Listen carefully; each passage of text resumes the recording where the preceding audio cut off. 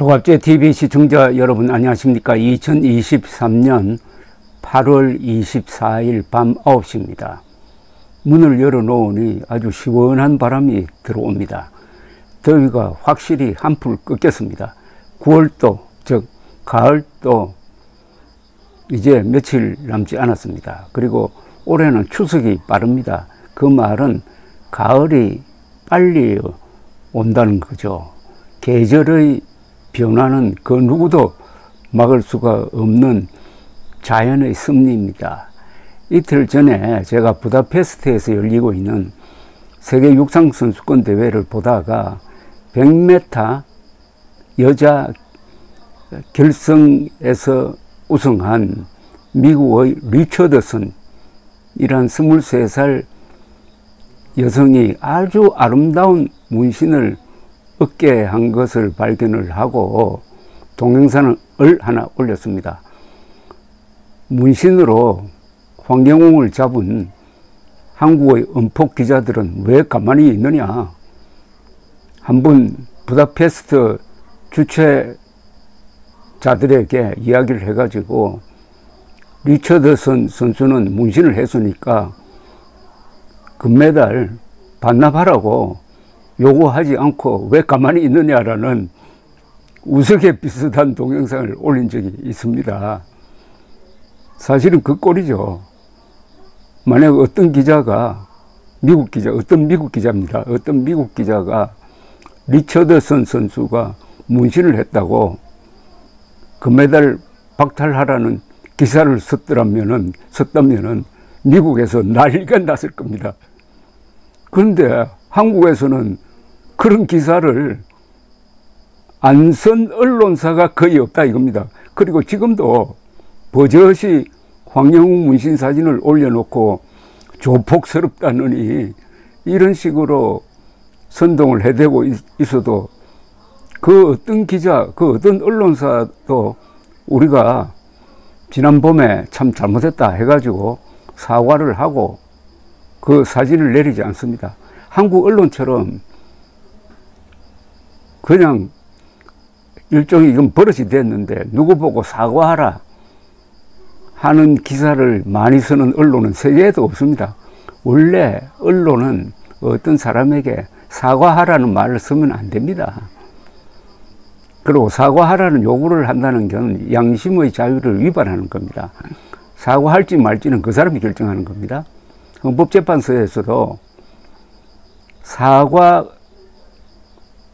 광고를 내도록 하는 것은 양심의 자유에 위반된다 해가지고 요사이 신문에서 사과 광고가 사라진 걸 여러분들도 보실 줄 압니다. 그런데 한국 언론은, 한국 기자들은 세계에서 가장 사과할 일이 많은 사람들입니다. 한국 기자들, 한국 언론사들만큼 이렇게 가짜뉴스 선동했으니까 얼마나 사과를 많이 해야 되겠습니까?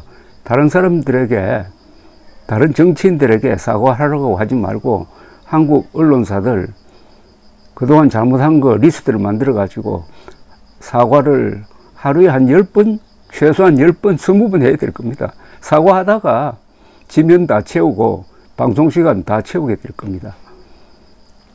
여러분 이런 상상을 한번 해보신 적이 있습니까? 어떤 독재자가 나타나 가지고 모하메드 알리 보고 너는 너무 까분다, 너무 말이 거칠다, 그러니까 앞으로 권투하면 안 돼. 또 어떤 독재자가 타이거 우즈 보고 너는 골프 치면 안 된다. 또는 어떤 사람이 엘비스 프레슬리 보고 너는 노래하면 안 된다. 이렇게 했더라면은 어떤 일이 벌어졌을까요? 물론 그런 나라는 없습니다. 그런데 한국의 기자들은 그렇게 하고 있습니다.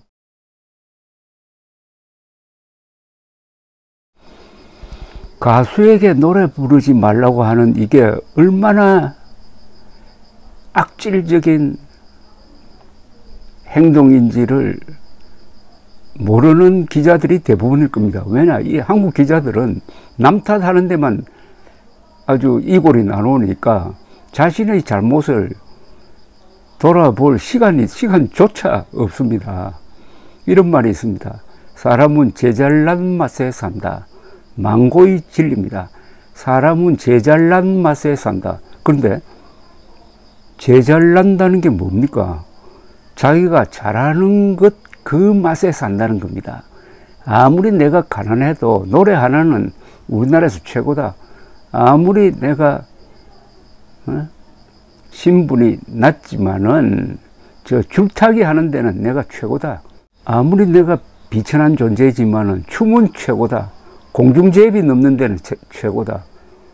이렇게 생각하면은 그 제잘난 맛으로 그 잘하는 걸 가지고 먹고 사는 겁니다.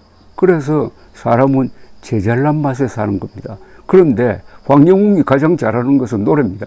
근데 황영웅 보고 제잘난 맛에 사는 그 맛을 빼앗으려고 하는 이런 자들, 이런 음폭 기자들, 이런 바보 야비스러운 야만적 기자들이 득실득실하는 데가 대한민국입니다.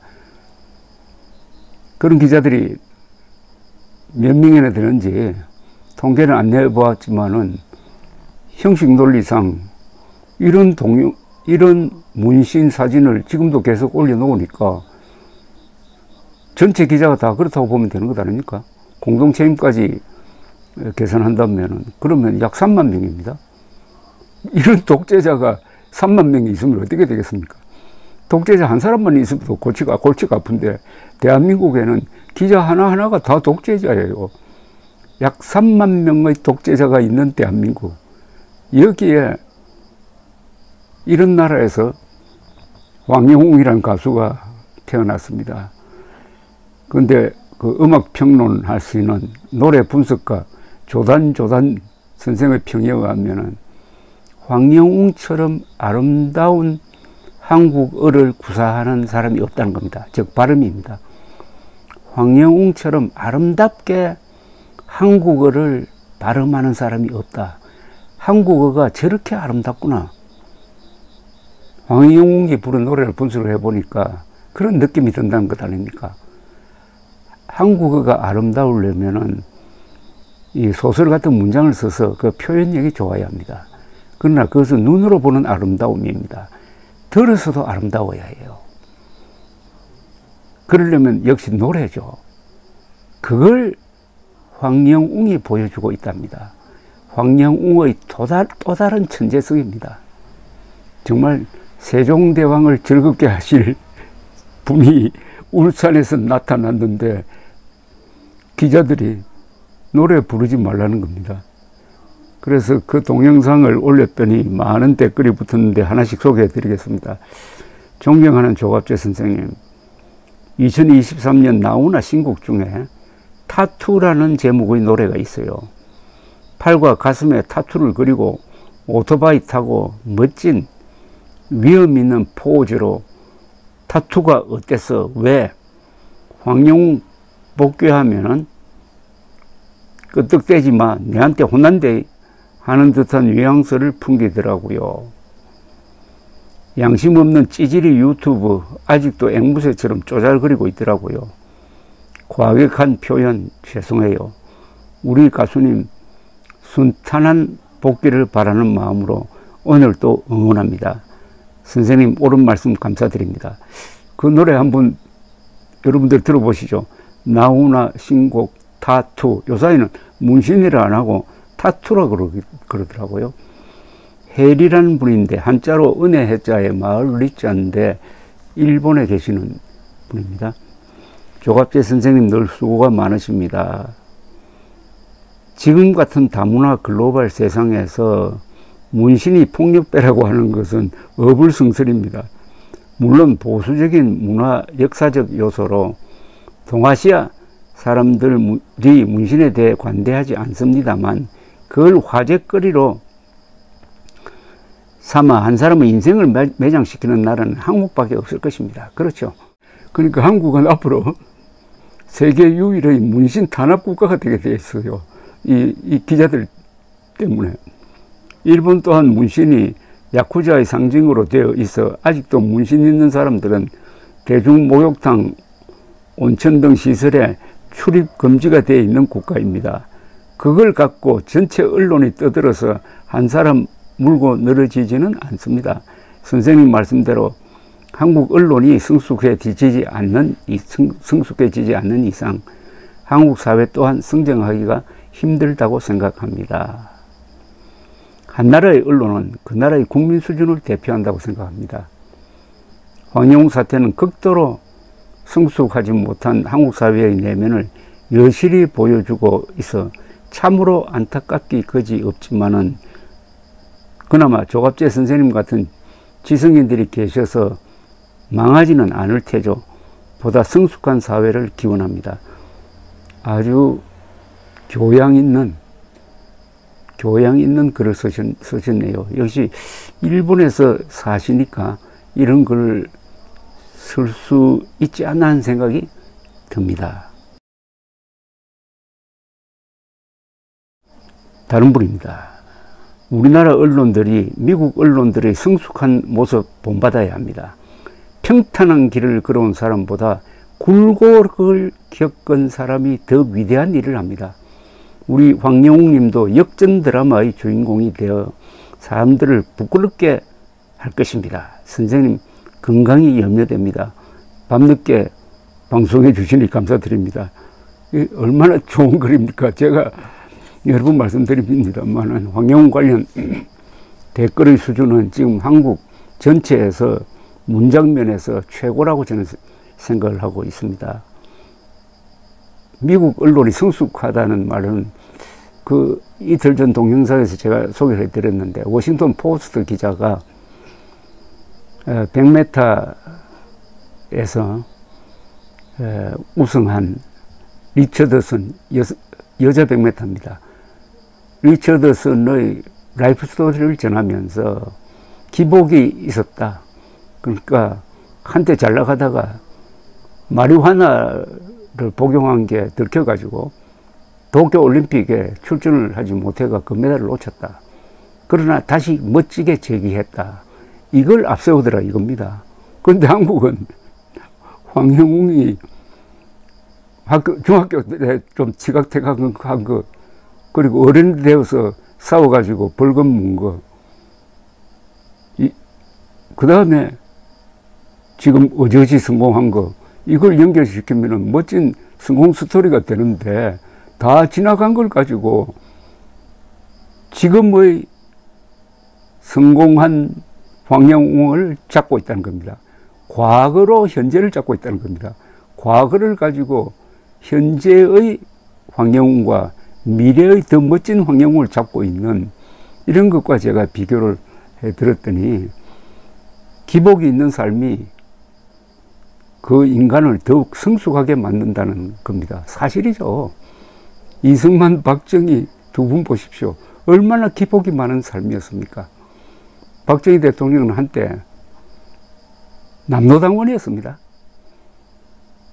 그러나 거기서 벗어나서 반공, 자유, 민주주의, 부국강병의 위대한 지도자가 되었지 않습니까? 한때 사형될 뻔했습니다. 이승만 대통령 또한 마찬가지입니다. 거리의 투사였습니다. 이분도 감옥에서 사형될 뻔했던 분입니다. 그러나 얼마나 위대한 인생 역전의 드라마를 통해서 대한민국을 건국을 하고 오늘의 자유민주주의의 기초가 되는 바로 그 바탕이 되는 대한민국의 설계도를 만든 위대한 지도자 두 분 다 황영웅보다 훨씬 더 기복이 많은 삶을 통해서 우리에게 감동을 주고 있는, 이걸 모르는 한국의 이 얼치기 바보 같은 야비한 기자들의 문제를 제기를 했습니다. 또 다른 명일한 분의 글을 하나 소개해 드리겠습니다. 무지한 노인의 팬심이라고 한 유튜브는 자기 엄마도 없는지요. 배움은 길지 않지만 두 아이, 본인 이야기구만요. 두 아이 명문대 보내 고시 공부까지 다 마치고 지금은 전문직에서 일하고 있죠. 지금은 두 아이를 열정적으로 키워냈던 그 힘으로 황영웅 가수님 응원에 열정을 다하고 있습니다. 자, 그래도 나를 무지한 노인의 팬심이라고 하겠느냐는 뜻입니다. 황영웅에게 이제 사과를 요구할 자격을 가진 대한민국의 기자는 단 한 사람도 없습니다.